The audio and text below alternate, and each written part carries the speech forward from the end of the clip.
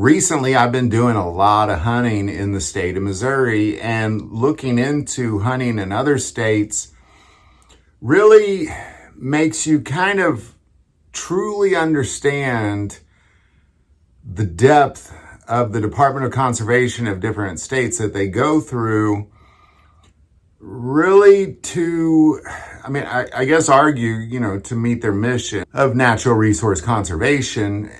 But when it comes to the hunting aspect of it, there's a lot of variables from state to state, but there's some commonalities there as well. And I want to take a moment and really talk about the legal things you should look for when you're picking out a firearm for hunting, because picking out a gun for hunting, there's all sorts of guns I'd love to use for hunting that I can't use in the state of Missouri or many other states. And there's maybe some states that I can use them.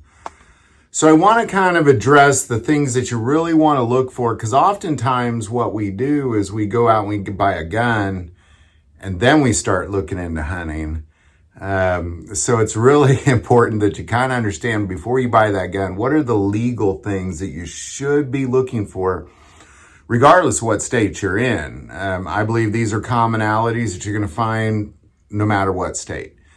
So really, here's the things that I believe there's at least 5 of them that you really need to look for. Number 1, capacity. There's many laws throughout this country, obviously state to state, that revolve around how many bullets you can have in your gun. In Missouri, when you're deer hunting, it's 3. Now, that doesn't necessarily mean that I could just have 3 bullets with a maximum capacity of 10, for example. What it means is it needs to be a capacity of 3.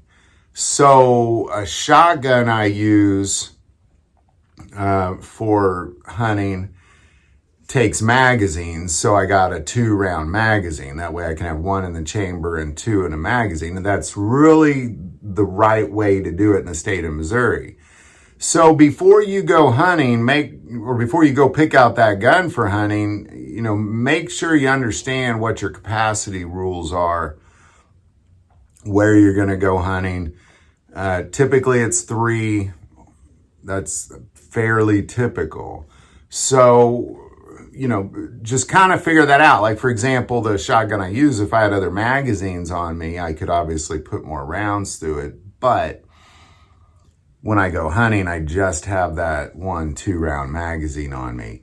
A lot of shotguns, you can change out the tube magazine, the fixed magazine that's on it. A lot of times you can put in a device that actually kind of limits capacity.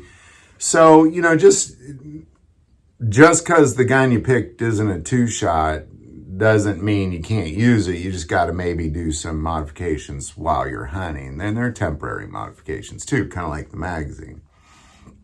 But know your capacity.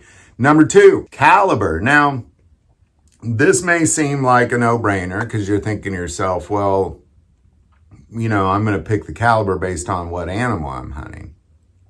Well, the logic may set in and you may think, obviously you need something like a 30 caliber bullet to shoot a deer, for example. But logic isn't in many people's heads in this country. So there's laws put in place that say, you can't hunt this animal with this caliber. For example, in many states, you can't hunt a deer with a .22 LR. Again, logic may set in and you're thinking, well, I wouldn't even do that. But apparently enough people have done it that it becomes rules and laws as you travel around. So make sure you understand, really the depth of the caliber needed for each animal, and know the laws. Because you may think, well, I could do that. I could definitely kill a deer with a .22 LR, but the law may say otherwise. So know the caliber laws that you're hunting with. Number 3, understanding lead material laws. Now, this is kind of a big one because finding ammo without lead in it is pretty hard. But a lot of waterways, like a lot of wetlands and things like that, like you may not be hunting ducks or any sort of waterfowl, but you're on that land and you can't have lead in many lands around this country because of the waterways. Mostly they don't want the lead in the waterways. So understanding, the lead material that you have in your ammo, a lot of places in Missouri, you can't even have lead ammo on you, let alone in your gun if you're in some of these wetlands. So really understanding kind of the ammo material, the understanding what material you need in your ammo is significant, because you may be just out minding your own business, doing a little squirrel hunting, and because you have lead ammo on you, you might be in a world of trouble. Now, in Missouri, the fines are huge. They are huge. They sometimes are 5 figures. It's big. When I started hearing the depths of the fines that are in Missouri, I thought, well, I'll go ahead and make sure I'm doing this right, because they're gigantic, big old fines. Number 4, the type of ammo you're using. Now, this may seem kind of a no-brainer again, because you might say, well, I already picked the caliber, so I know what kind of ammo I'm using.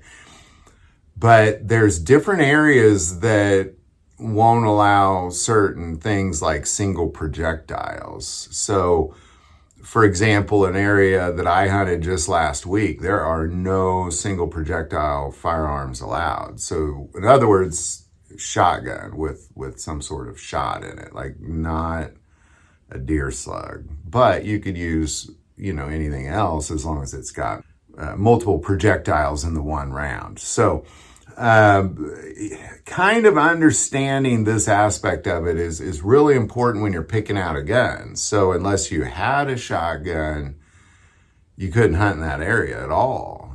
So you may be thinking to yourself, well, I'm going to go deer hunting, so I'm going to buy a 30-30, but you didn't check the area you wanted to hunt in, so you kind of just bought the wrong gun. So understanding those types of things is very significant, because there you could use buckshot, but you couldn't use a slug. So making sure that you understand really the type of ammo that you're going to use is very significant when picking out a gun. And again, I know it seems like a no-brainer, but it's significant. And finally, number 5, the animal you're hunting. I know that may seem dumb, but I think there's people that are kind of like, well, you just get this one gun and it can just do everything from squirrels to grizzly bears. This isn't true. And more so, you kind of go back to the caliber, the laws around the caliber. There's also laws around the type of, gun you're using for an animal. There's some states that restrict AR hunting. Understanding the animal you're hunting is very significant to the type of gun you're picking. Ideally, you have a small handful. I mean, I think that, in Missouri, if you have a .22, a shotgun, a good bolt rifle that's 30 caliber, something that's either a 30 lever or a bolt rifle, you got something like that. And a real accurate handgun that's a high caliber, because here you have an unconventional firearm season. So if you wanted to, you can get something like a .44 Magnum or a .357 Magnum revolver, and you can hunt with that. It just gives you an extra week or two to deer hunt if you want to hunt with a pistol. So as long as you have those, you can hunt everything in Missouri, but it's understand, like you can't, like I wouldn't go try to rabbit hunt with my .357 Magnum handgun. Could it be done? Sure, potentially, but, there's better options. So, and I think in the end, if you're going to be on conservation land specifically, federal land, state land, they're not gonna want you just doing nonsense. If you're gonna be hunting deer, you need a deer rifle. If you're gonna be hunting duck, you need a duck shotgun. If you're gonna be hunting rabbit, you need either a shotgun or a .22. Like, They don't, most places aren't going to put up with nonsense. And fines and penalties are huge. So there you go. There's what I believe to be 5 things that you got to look for as far as legality. You know, definitely check your capacity, your caliber, what kind of material is in your ammo, what type of ammo, single projectile, multiple projectiles, like that's a legal necessity. And the animal you're hunting. Make sure you get it appropriate for that animal. So there you go. Happy hunting to you. Good luck out there. Be curious what your state is like. Missouri is, I mean, I think they're pretty good. Their fines are huge, but all those fines go to the Department of Conservation and efforts towards conservation management. And they do a lot. Like you know, if you really look at what Missouri Conservation Department does, it's a lot. So, and we have a lot of great public lands in Missouri that you can hunt. It's just fascinating how much land you can hunt in Missouri. So, what's your state like? Any thoughts or insight? Definitely put that below. Do want to take a moment and say most people watch this channel, not subscribers. Click that subscribe button. It greatly increases the algorithm and our ability to get these messages out. That link is below. But the most important part of this channel, we take prayer requests. So please don't ever hesitate to send that in. Thank you for watching this episode of God, Family, and Guns. And as always, love God, love your family, and love guns.